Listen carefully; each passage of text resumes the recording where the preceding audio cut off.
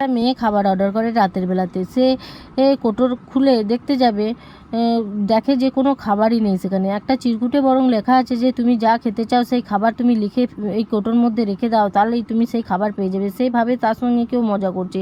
সে সঙ্গে সঙ্গে অভিযোগ করার জন্য কল করে, কিন্তু ও কল করতে গিয়ে আবার তার মনে পড়ে একবার চেষ্টা করে দেখা যাক। সে একবার চেষ্টা করার জন্য বারবিকিউ লিখে দেয় এই কোটোর মধ্যে ভর্তি বারবিকিউ চলে আসে। তারপরে সে বিশ্বের সবচেয়ে দামি কেভিয়ার অর্ডার করে।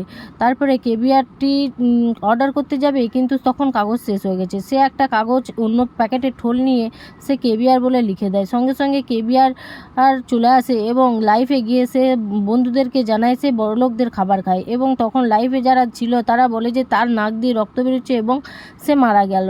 কেভিয়ার বলে যখন লিখছিল তখন কেভিয়ারের পিছনটায় মৃত্যু বলে লেখা ছিল, সে দেখেনি, সেই জন্য কেভিয়ার খেয়ে তার মৃত্যু হলো।